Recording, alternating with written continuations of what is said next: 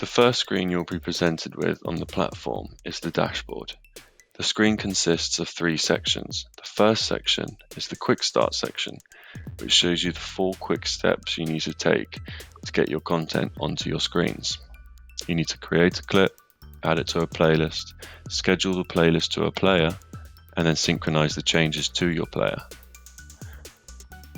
In this section in the top right, you can quickly see some information about what's happening today. It shows you how many players are currently showing content and how many are not showing anything. And you can also see how many of your playlists are currently active and how many are not being used. In the bottom section, it shows you an overview of today's schedule. You can see all the playlists that are scheduled and all the screen regions. By default, the dashboard will show you today's playlists and screen regions for all of your players.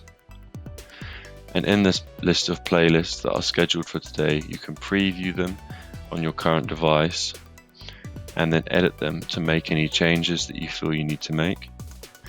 You can check which players it's scheduled to by clicking this arrow and then editing its schedule to make any changes to that.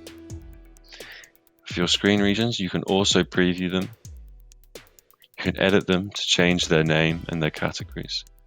Click the arrow to see which players it's scheduled to, and then adjust its schedule. This feature here shows you which region of the screen it's going to appear on. By default, it shows you all the playlists and all the screen regions scheduled to all of your players today, but you can select a specific player to only see what's going to be playing on that specific player today.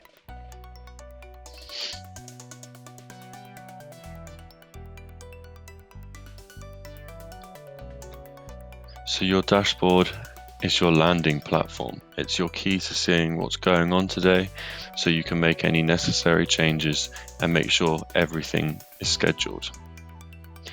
Thanks for watching the video, and make sure you check out the rest of our videos.